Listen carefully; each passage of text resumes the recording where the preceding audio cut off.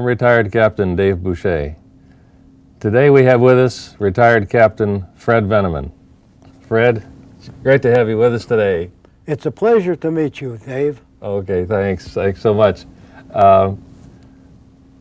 You are the, I don't mean to say you're the oldest retiree we've had, but you are the retiree who has been retired the longest and were hired the earliest of anyone. You were hired into the forestry section of the department in 1935. That's correct. And you retired from the Forester and Fire Warden in 1968. That's correct. Well, you were hired the year I was born, and you retired 4 years after I came on. So I can relate to that, and a lot of the folks out there can relate to that too. Your conditions of hiring were quite unusual in today's by today's standards, in that you were hired by the county into the forestry section, and you supervised the CCC camps as one of your duties. Yes, that's right. They were the people, of course, who were hired during the Depression or employed during the Depression to help construct our motorways, our fire breaks, our lookout towers, and did all of that marvelous work. Tell us about that. The CCCs that I supervised had a camp in Topanga Canyon. Mm-hmm. They built also some of the fire stations. They built the station that now where 65 is on Cornell Road. That's a concrete poured building, and the CCCs built that one. They also built 64 in San Dimas. It's a copy of the same station. They were 1936. Those were built. They opened in 36. That's right, and you helped supervise those people. Well, and prior to that, Topanga station was the headquarters for the Malibu. Right. The dispatcher was there too. They had the dispatch center there, and the chief, Mr. Al Weinert, was our chief then. Cecil Gear was the lieutenant, and Eddie Froelich was the captain at the station. Eddie Froelich retired in 36 when they moved the headquarters over on Cornell Road, where it's now is 65s. And Cecil Gear then stepped into the captain's area of the headquarters station. What rank were you when you I was a fireman. You were hired as were you a forest fireman? Did they call you a forest fireman? They called us a fire suppression man. Fire suppression man. Okay, they're all different ranks. That's right. Okay. And then in 37, I became permanent, and I was a fire fish and game warden also. In the sworn officer, I had to swear that I would uphold the laws of the county and the state. Sure. And we carried citation books and sidearms.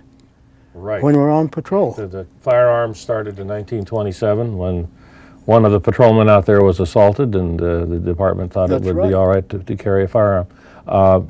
You're a fire warden, fish and game person, but you actually traveled around the county at times on a motorcycle? No. You yourself didn't do... I didn't do the motorcycle. Okay. They were regular dispatch riders.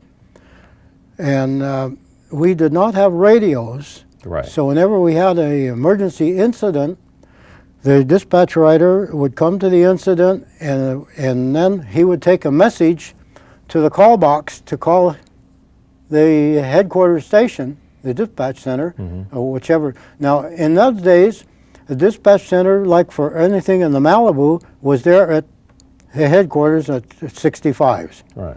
And at Newhall, Battalion 6 was there at Newhall in 73s. And the same that the Arroyo Seco, which is now 82's station, that was headquarters for Battalion 4. Sure. And Battalion 2 was over at San Dimas. Right. Each forestry division had its own headquarters, dispatch. Right. And a separate dispatch center. So what kind of a vehicle did you actually use then? Pickup trucks, horses, and pack mules to go in the backcountry. Fortunately, that's how I became a warden, because I knew how to saddle a saddle horse and pack a pack mule. We had a a training deal over at Pacoima. And they, of course, would bring in the orneriest mule that they had in the pack string and the wildest horse. But I was used to that because I was born and raised on a cattle ranch. I rode ponies since I was 12 years old. Was that in Southern California? In California, in the mountains in Topanga. Okay. So there was no subdivisions in Topanga. Right. You were actually an original resident of the Topanga community then. From 1920. Mm-hmm. And they built the station, the fire station there, well, it was a forestry station, in 23. Mm-hmm. And that was where they started the first subdivision in Topanga Canyon. It's now known as the Fernwood subdivision. Fernwood Tract. It was the old Denham homestead. Mm-hmm. And I became well acquainted with all the men that worked there, including the boss, when I was just a very small child. Because I used to ride my horse all over the hills there, and I would stop and talk to anybody who wanted to talk. So that was your contact then, and the connection that you had with getting into the fire service. Into the fire station by knowing Al Weiner. There you go. Well, a lot of people started that way. Even I, in my relative youth, had the same experience. It's not uncommon. Yeah. I was just out of high school when I went to work for a plastering contractor that lived in Topanga, mm-hmm. and he had hit and miss. They were just starting the federal organization of financing, mm-hmm. building, FHA. Oh, okay. Yeah. Federal Housing Administration. Federal Housing Administration, right. Mm-hmm. And he would bid on 5 contracts, or 5 different projects, and maybe get one of them. Mm-hmm. And it was a hit and miss job. And of course, when it would rain, we didn't work. It was freezing weather. We didn't do any plastering. So you needed a full-time job. And I needed a full-time job because I had made up my mind in high school I wouldn't even go with a girl until I had a full-time job where I could take care of the family. Well, that's very responsible of you, and realistic too. So this rainy day, we weren't working on the plaster, and I stopped at the fire station there, and Mr. Weinert was sitting at his desk, and I asked him if he had access to any extra men for fire prevention and fire suppression for the summer, which they normally did if they had any extra money allotted to that area. I got you. And he said, Freddie, he said, go down to LA and sign up today. He says, because we have money for 7 men for the summer coming up. And that was in 1935, in February. Mm-hmm. I went down there. At that time, the LA office was on South Spring Street in the 5th floor of the State Building. 524 South. And I went in there, and Spence Turner was the head man there. He was the chief of the department. He was the chief of the department. Right, head forester and fire warden. And I went in to the personnel office right next to his. I knew him by name, and he knew me. And he greeted me and introduced me to the personnel officer. So there was no examination? No, he just signed up, and if Mr. Weiner would accept me, that was it for him. Yeah. That's great. And that's how I got in. That's great. You told me that at some point you did not work in the Malibu area. You wound up at the Pine Canyon Station in the Leona Valley, and you were involved in a very interesting project up there. That was the construction of one of our many lookout towers that we had. Yes, tell us about that project. That was in the winter of '36. We were building a lookout tower on Tejon Peak. Mm-hmm. That's east and a little bit north of Gorman. Mm-hmm. Off of what is now Interstate 5. We just started the tower. We had the foundation in, and a snowstorm came across. It put about 6 inches of snow up high, but really cold because the temperature dropped down to about 20 degrees. And well, we just waited a day or two, and then they delivered the steel down at the bottom of the hill, and we had to take it up in our own truck. Had chains on all 4 wheels, and went up through the snow. And we got the legs of this tower. Now it ended up at a 30-foot height of steel. And when we were building the cabin, which was 9 feet by 9 feet square. The wind was blowing so strong across the top of the ridge that these sheets of metal that would weigh 50 pounds would wave out at the end of a rope, like a flag. So they were out of control. So we built campfire down in the lee side of a bank, and we would work about 15 minutes up in that cold wind, even though we had big, heavy gauntlet gloves, Well, the wind big chill. wool overcoats on. Wind chill is terrific. The wind chill was terrific. Yeah, right. And we'd take turns of working about 15 minutes at a time, putting this together. How long did it take you to get that tower up? Approximately 2 weeks, And how big was your crew? How many people? did you 5 have? men. 5 men. Were you the supervisor or? No, the supervisor was Harvey Anderson, Oh, yeah. who was the lieutenant over at the Quail Lake Station at that Oh, yeah. time, Sure. Yeah. And- 77. 77. Became 77. It became Quail 7. Lake. That's right. Yeah, that was one of our live-in stations. That's it, where he and his wife lived in the station. There you go. And they had a pickup truck. Dan Fleming was a relief observer. Oh, up Danny there. Fleming was relief man, Right. and he came up there. He's from the Forest Service. Sure. And we had several new recruits, about, well, from 38 to 40 from the Forest Service, because the county paid better than the Forest Service. Sure. Well, It- nothing's changed. That's, It's and then Still a the lot same. of our men from the Forester and Fire Warden retired from their jobs and went for the industry.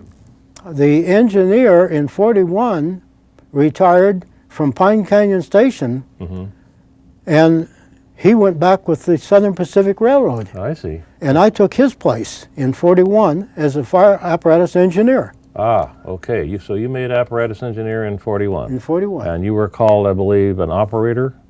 Yes, Yeah, you were an operator. Operator. Yeah, the people in the districts, in the They- valleys were engineers, that's right. but you were an operator. An And you operator. drove a green truck. A green truck. All right. And I was also supervisor of the station at night. When The captains went home. They were on call with a county phone in their home. Right. They had a 44-hour week and And we had a 60. 60-hour week. Yeah. That's right. So at night you were in charge. And when did you get a day off? How often did you get a day off? Every 6 days, Every sixth day you were we off. would have a classified relief. Classified relief. Someone would come in and cover And for you. That's right. That's like the lookouts. They were up there. They were up there for the same length Same of length time, of time. Uh-huh. six days at a time, and then they get 1 day off. Right. Right. And in the summer, we worked the 6 days and 4 nights at each station. Uh-huh. And then the operator could be relieved by a top fireman Senior fireman. if he was qualified to drive the rig. And you probably had taught him how to drive. That is correct. That's because that's who was available to teach. To teach. That's right. That's right. And we had a dispatch rider on the motorcycle Uh-huh. at each of the head. Now, Pine Canyon Station had a motorcycle rider. Right. Kenny was the motorcycle rider. Uh-huh. And, Well, that was at your time. I at know that that Chuck time. Smith was up there, and oh, he was before. Hiram Swallow was up there. Hiram Swallow came there when I left. There you go. I worked with Hiram about 1 month, Yeah. I see. there. Overlapped. and he and George Figley came from the Forest Service. He had been over at Chuchapachi, there That's in the, west of Fraser, yeah, that's in the in the- that's in the Los Padres. Los Padres National Forest. Right. Mm-hmm. You're one of the few people I've talked to that actually drove the green rigs. Now we had Morelands and we had Seagraves and we had Max and so forth. Did you Yeah. drive all 3 brands of? I did. Okay. I drove in And whites too. We had the a couple we of had a white at, white tanker. a white tanker up at 72s at Lechusa, and it had 2-wheel brakes on it. Only had rear wheels. They only had brakes. It didn't have any brakes on the front wheels. So, and when you were in the mountains, Uh-huh. you learned to shift gears expertly Or you to down, lost, or you lost double it. clutch and Lost it going downhill. hill, That's or right. you'd lose it. Those are heavy trucks too. You bet they were. They had no. They They had- had no power. No, they had 600-gallon tanks on them. That's right. That's a lot of water. My gosh. Yes, 5,000 pounds of water. in fact, I observed one of them going over the bank one time. We were on a fire in the Temescal. We was over at the city, Uh-huh. and we had one of them in there in 1937. You lost it over the And embankment? lost it over- Was, this- was this- the man in it, or did he just? No, he got out of it, but he didn't put the chalk block under it. Oh boy. And Oh, the- that's bad. And those brakes did not hold No. if they started to cool. I see. And it backed all over the bank. It was down over the bank. Down. Now we had two of those. One was pumper E and one was pumper F. Do you remember offhand which one? I wouldn't say offhand Uh-huh. which one it was, but it was a white Yeah, they were all- four-cylinder white. Yeah, there were only a couple of them. Yeah. And they moved. They tended to wander around the department wherever They needed transferred them all over all the because time. Now, and Lechusa got a Moreland from after they transferred that. That must have transferred it. We took delivery on 5 Seagraves in 1938 in the Malibu. right.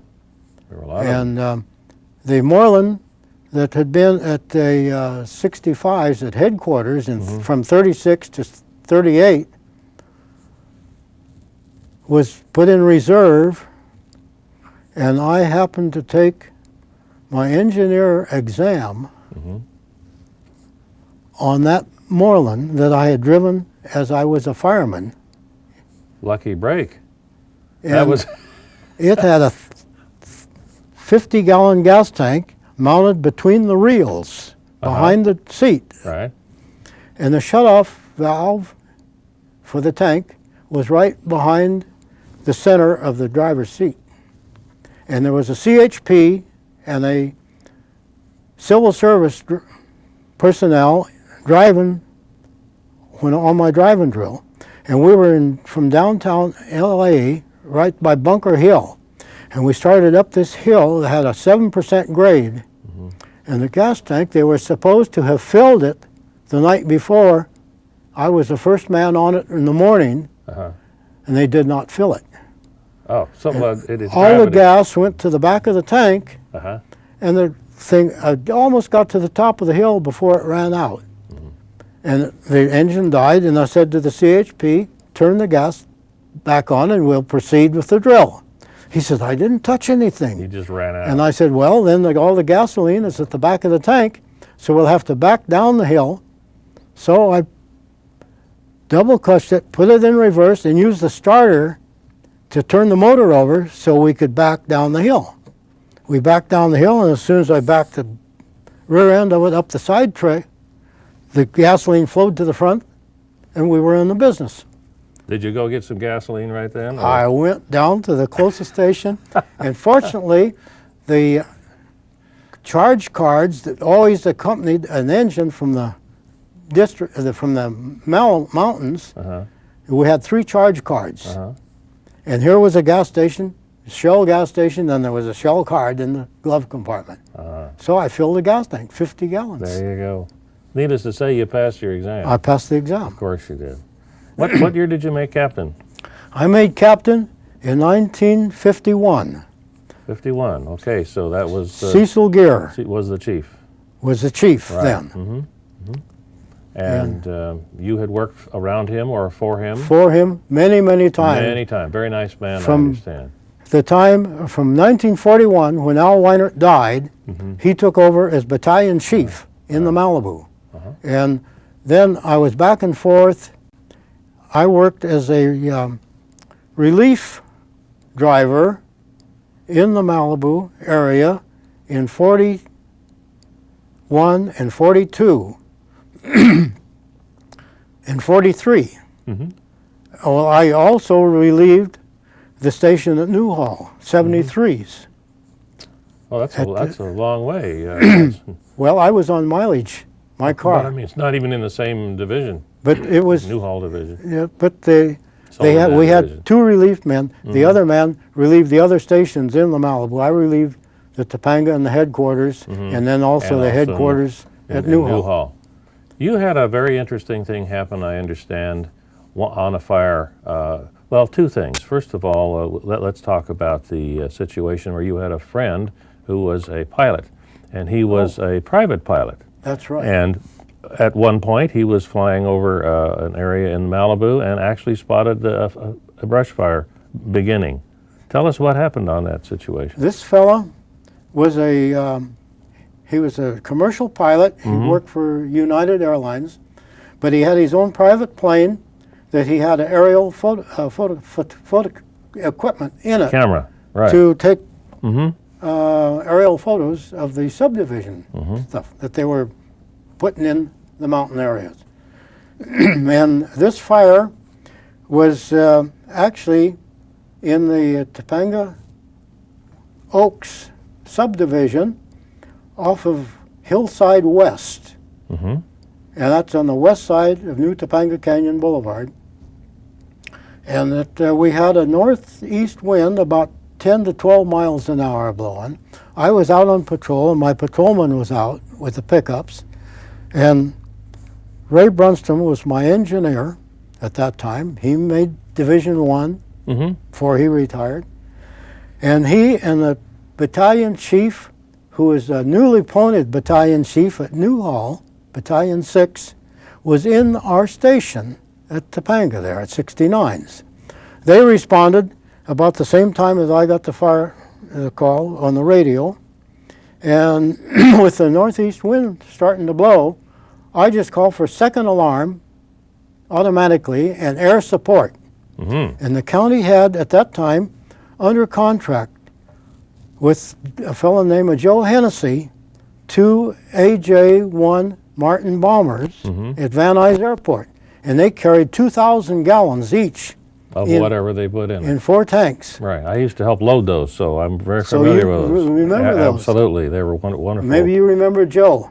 No, I he did. got killed. The pilot. Yes, I did meet him. He was the owner and the pilot that got killed in the mountains just east of Burbank on the well, I knew Verduga Mountains. Right, I knew both of the pilots. And the other one crashed on Hollywood Way. That's right. With the other plane, and That's then right. they never replaced them. No.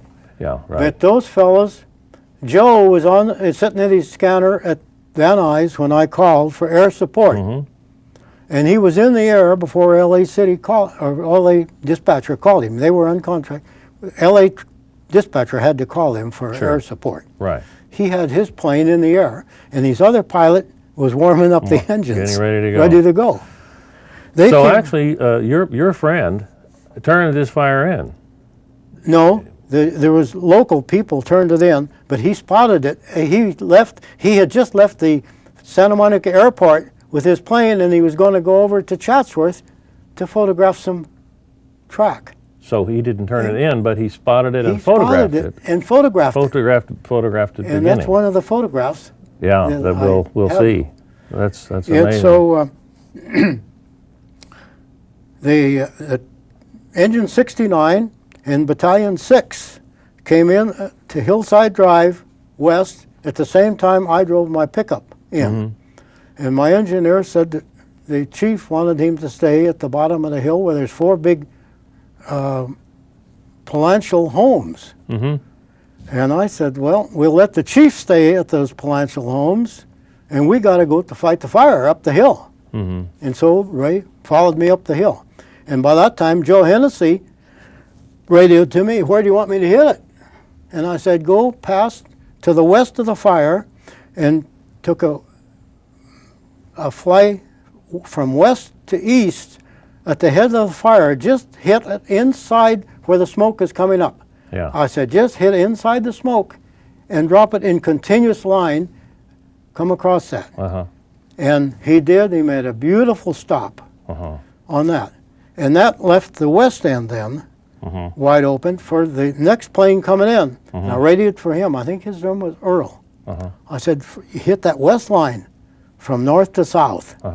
And they did. And then they went back and loaded up again. Sure. And by that time, though, I had 3 engine companies working on the fire, and we worked what they didn't hit, we extinguished. There was only one structure that even got singed, and that was a house right at the top of the hill where some sparks had ignited the dog's blanket on the back porch, and it burned into a big cardboard box. And we put that out with a pickup truck. In order to do that, that effectively, you had to know your territory really well. Now, I know that you worked for Chief Turner. Yes. And I know that he had a habit of making sure that people got transferred all over the county in order for them to learn the territory very well, because you never knew where you were going to have to go on a fire. That was correct. And now you were transferred from here and there occasionally. All over. When I was a fireman, I worked as a fireman at Pine Canyon, at Vincent Station, at Newhall, and then I was transferred to Battalion 4, worked where 82s is now. That was headquarters. Right. Chief Roland Percy was our chief there. Forever. And he was there forever. At 66s over at Eaton Canyon. Eaton Canyon. And did you ever work at 74s, Cagle Canyon? No, that was a one-man station. That was a lieutenant live-in. Lieutenant lived there with his family. Were you ever a lieutenant? No. You went from I went operator to from captain? To captain. Probably they had eliminated the lieutenant's position by that time. Well, now, the station at 70, they still had quite a few of them, but they were older men. George Emery was down at Temple Tower. Temple Tower, okay, on California, near Peck Road. Peck Road, that's it. That's right. That was a one-man station there. Oh, okay. George Emery was the one man there. And then the other San Rafael Tower was just off of Chevy Chase, and engine 28.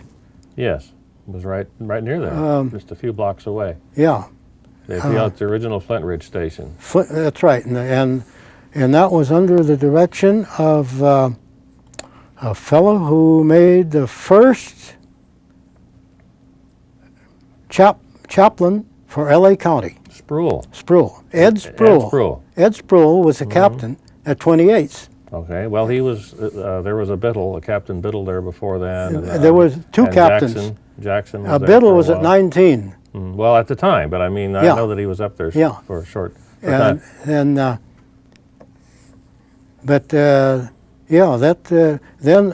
I was a fireman.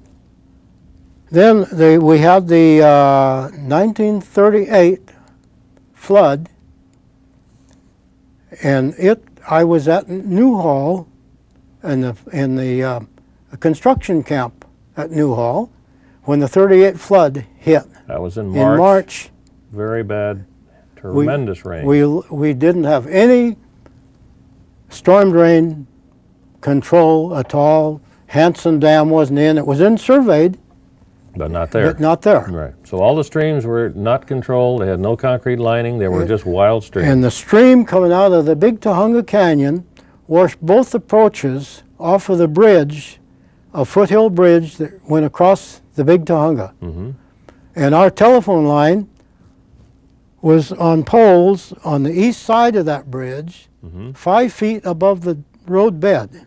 And it even took our wires off the poles from the trees and stuff going down there. Oh, I believe that. I believe that. We, George Gear, Cecil's brother, was the head of our construction for outdoor construction for our communication lines, where all of our stations in the mountain areas were connected by a county fire phone lines. Sure, we had our own phone We had system, our own phones and our own power dispatch. supply, Everything. everything, right. A lot of And people so have forgotten that. he went down with the Army engineers at Fort MacArthur and got 1,500 miles of emergency wire to put our phone lines back in. Oh, Because most of it is down the river. gone. It was gone. On its way to the LA River and Yeah. on its way to the harbor. And we were looking at the first 2 days, for victims that had been washed out of the area all the way from Topanga to North Hollywood by the storm drain. We were missing 36 people. Yeah, that was We found about 9 of the bodies. the rest were never found. The rest were never found. They're probably wandered off into the Pacific. Or buried under the tons of debris. Right. That was And even the L.A. River. A major portion of the L.A. River at that time was not lined, no, and the banks And of the it banks, collapsed. they collapsed and Right. down the river. And then I was with an emergency telephone repair crew. There were 4 of us firemen, and we were under the direction of a fellow named Charlie Cable. He was a That's not a pun, is it? no, that Cable is in charge of the actually Cable. telephone crew. And he was a officer working for the county with the CCCs. He was a straw boss for us. We were actually permanent men, and he was a day layman. So we had a lot of fun with Charlie. I'll bet you. You had a lot of fun with another man one day. Someone that we have always called only by the name of Chief Klinger. Chief Klinger. Right, but at this time he was Captain Klinger. Captain Klinger, and you had him on his first brush fire. That's correct. That was in 1943. And he was on engine 15, which was a Santa Fe Springs engine. That is correct. And to this day, I don't know how it wound up over in Malibu on a fire, because they normally didn't go to each other's fires unless things really got binding. But he was there in Malibu as a captain on engine 15. Tell us about that occurrence. That occurred. I was a relief driver on the engine from 72s at that time. And that was an old Moreland. And I responded to the fire in Topanga. It had started in Woodland Hills and came up and over just west. It was between Old Topanga and New Topanga, where it came up over the crest. And I came into the subdivision of Glenview at the same time that Klinger, engine 15, came in. Well, I stopped, and he said, they sent me up here to protect the subdivision. I said, well, there's one fire hydrant in this subdivision. It's a good one, but there's only one. Only one. A 50,000-gallon tank feeds it. And I showed him where it was, and he said, well, gee, he said, there's no fire here. I said, no, it's coming up the ridge, and I'm going up there. My instructions were to see what I could do to stop it from coming over the ridge. And he said, gee, how do you do that? And I said, you fire the brush out before the big fire gets there. Eliminate the fuel. Eliminate the fuel. Right. And so he said, well, maybe I'll go with you. And he put 2 of his firemen, and he himself got on my truck with me, and I gave the 4F emergency personnel of a fireman for the patrolmen at Topanga to supervise a military crew that were coming in for hand crews. Right. And I took Klinger and his two real firemen with me on the truck, and we fired 2 miles of that ridge. I filled my tank twice from a 10,000-gallon catch basin that we had halfway down the ridge. Yes. And we fired that out and controlled the fire to keep it from slopping over into Greenleaf Canyon. And Des Barton had the crew from Topanga. He was a captain there then. And he fired it out from Old Topanga Road. And our 2 backfires met right back of where the schoolhouse for Topanga is now. There was a dirt road tied in, and I was able to backfire off that dirt road from that Old Topanga Road from the ridge. Did the backfires hold? The backfire held, but unfortunately, there was an off-breed crew from somewhere. I never found out whether they were from Orange County or State Division of Forestry. They were down at the gas station at the junction of Old and New Topanga.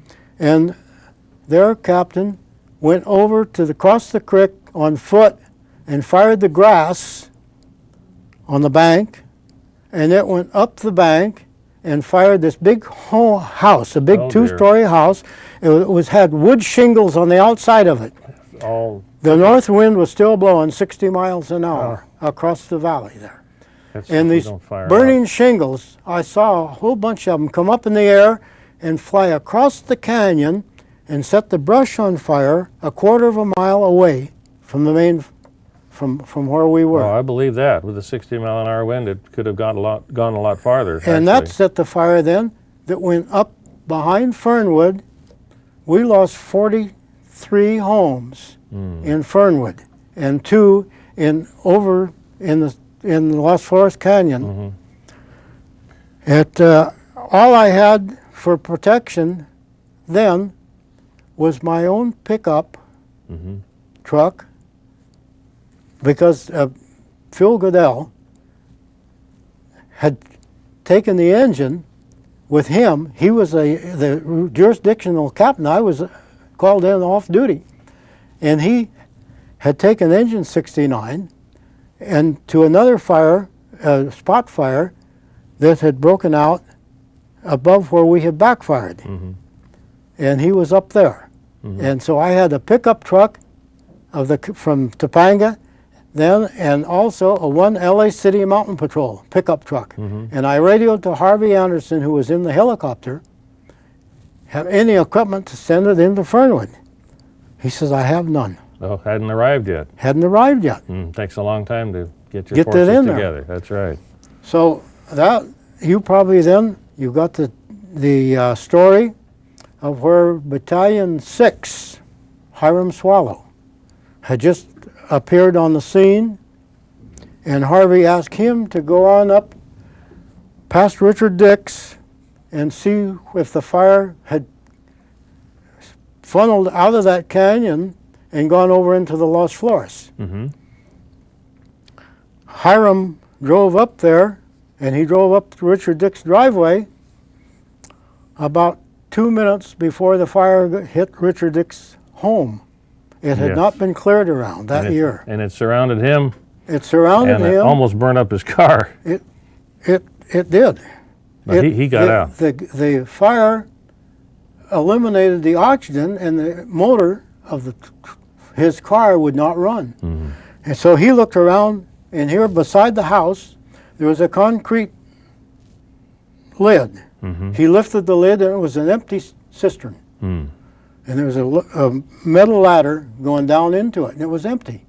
So he got in there and pulled the lid in, shut over him, and the structure burnt down 20 feet away. And all the bushes were eliminated. And his car was a chunk of metal about a foot high on the driveway when we found it. Oh my gosh.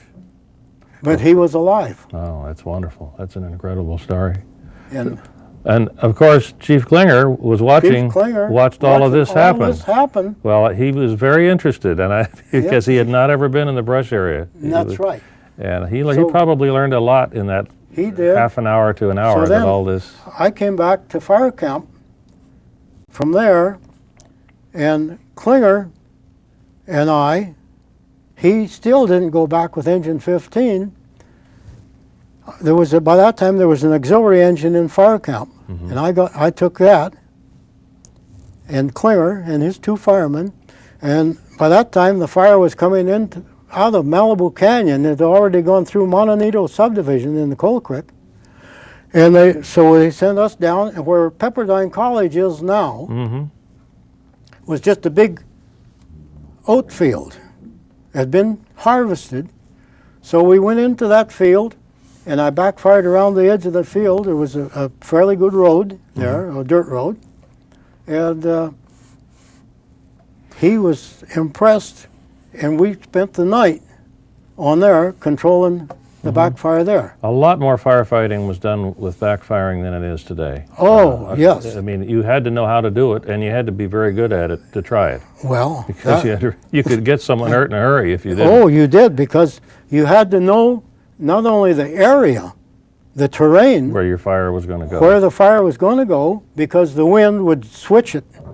the wind would hit the big ridge somewhere and come right back at you, at a 90-degree angle many That's an times. eddy current. And the vegetation. Sure, you had to know Some of your that vegetation would explode Sure. like a barrel of gasoline. Oh, there's, And others would burn slow. oh, yeah. And if you knew the area, Right. you knew how to do it. Right, right. That is correct. Yeah. You know, you have such good retention of what happened, and you had such a long career. We could talk all morning. Obviously, we could do that. But before we close, I want to give you an opportunity to talk to the people who are going to see this tape 30, 40, 50 years from now. Can you just give us what you have in your heart about how you feel about your career, and share a little bit of that with us, and maybe talk to people who may be just coming on the job, and give them an idea of how you feel and maybe what they should do. Well, my feelings about the job for LA County is, of course, we're a consolidated fire district for the whole county now. And it is one of the best jobs, for me, it was the best job I could ever had. Mm-hmm. Everything seemed to work out for my benefit. Mm-hmm. I would be at the right place at the right time to meet these people, like Chief Klinger. Mm-hmm. And I knew Chief Gear before him. Chief Klinger was my chief then for the end of my career. Mm-hmm. He gave me my retirement badge. That's wonderful. That must have been a very special moment in your life. It was. The trouble, the only reason I retired when I did, I could have gone 5 years longer, but the hills were getting higher and steeper. It's funny how they do that. Yeah. And I had 33 years already in, and it didn't increase in those days it would not have increased my pension any, but it would have had I stayed, because we found out later, about 20 years after that, I met some people down at the harbor at Boat 110. Mm-hmm. I knew one of the engineers down there. I'd had him as a trainee the last year that I worked. Mm-hmm. Fellow by the name of Danny Shea. Mm-hmm. And my wife and I stopped in there. And this boot fireman, one of the boots there was a boot captain, grandson of Cecil Gears. Oh, sure. Yes, I know him. And they had stories then to tell. Sure. About the old days. Yeah. But this boot fireman, about 5 years there, said to my wife, he says, "Oh, you let him retire too quick, because in 2 years we got a 17% raise." Oh, wow. But I do not begrudge it 1 minute. The department has always had good overhead that look after their men. And it is a wonderful job. Sure, you have to be a little careful and don't depend on the computers to tell you every move to make when you're out in the mountain areas. That's the only time that they have got, any of them or other support ones have got in trouble, when they're on the computer to tell them the roads and the places to go. If you're on a one-way dirt road, back in instead of driving in, because you don't know if you can turn around if you go in, and the fire can meet you coming down the. It takes almost an entire career to perfect the art of fighting brush fires. It does, for a fact. It has to have a lot of experience. A lot of experience, and I was on the job for probably 15 or 20 years before I fully appreciated that. And I know that you appreciate it, and I know that you would advise people who want to be very good at this art to get out there and participate. Learn and participate even on your own time. That's the way I would advise you to do that. Drive around on your days off and learn these canyons and learn these roads and where are the hidden cabins. Because they hide these cabins way back in the boondocks. That's right. And Danny Fleming can give you some good version, maybe he has, of one where we had a brush fire in the watershed of the San Gabriel River. And we were off of the San Gabriel River on a side creek, and the Forest Service had these lease deals. There were 8 cabins on the lease from the Forest Service, but they were a mile from the road, and they had to park at this ranch and then hike a mile back into the cabins. The people that were renting the cabins had cleared the proper clearance around them, but the fire was coming in behind them from the west side. And so I took my backfiring crew in there. That was in about 1963. And the Forest Service hand crew, we hiked back in, and I had 2 engines at this ranch, but the fire was threatening to come over the hill, and I figured another engine would be advisable to come in. And Danny Fleming was on engine 64 from San Dimas. He came in with this Coast engine. I remember that. And it had a wheel track 5 inches wider than standard. Yes. And he split the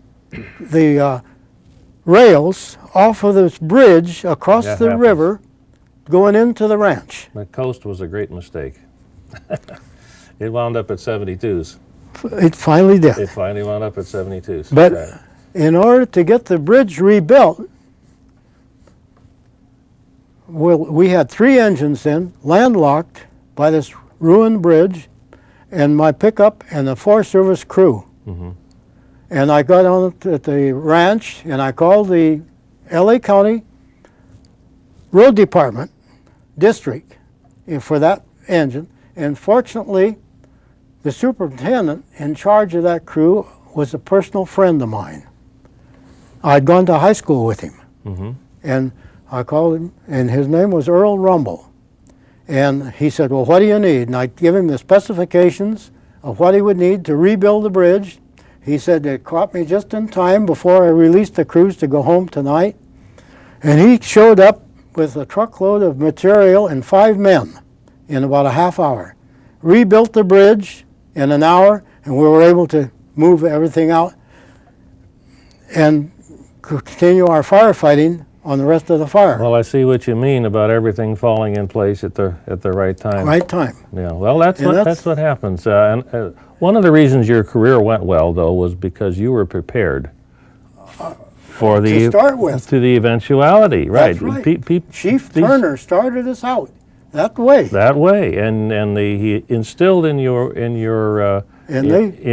brain that this is what you needed to get ready for, and you took his advice and did get ready. That's You don't have good things happen to you, and you don't get promoted if you just sit around and wait for it to happen. This is No, another wait. thing we need to tell the folks. that is correct. That's right. That, We're going to need to bring this to a halt. I hate to, because I could listen to you all day long. It's really been an enormous pleasure to meet Well, you it's been- and have you come here it's today. been my privilege to talk to you. Well, Dave. well, we Yeah. just appreciate the work that you did so much. The department historically has been full of people who love the job and who are dedicated to making sure that everything That- goes well. That's why it is the most wonderful fire department in the USA. No doubt about it. And that I can truthfully say, I have talked to people from all over the United States, all over the world, Right. and it's recognized Right. as one of the top departments. Well, it's because of people like you that we become that way. Well, and you Well, have had your training too. well, we all have. Fred, thanks an awful lot for being here. And it's been a We pleasure. appreciate it. Been a pleasure to talk to you, Appreciate it Dave. so much. Great. You Thanks bet. again.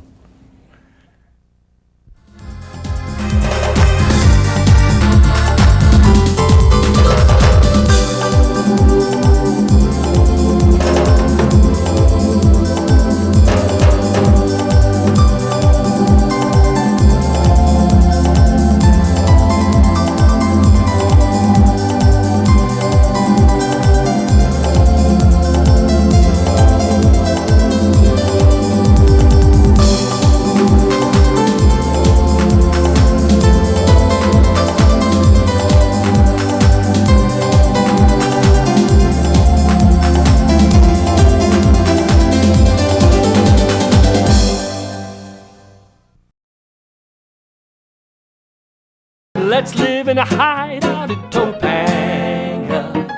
Come on, let's head out to them hills. Lots of stained glass, cold water in the bath. We can live without those fancy frills. Let's live in a tree in Topanga. Maybe in the leaves they'd leave us be. We could live in a squirrel hole and play our rock and roll. Come out on the limb and you can be a nut like me, yeah!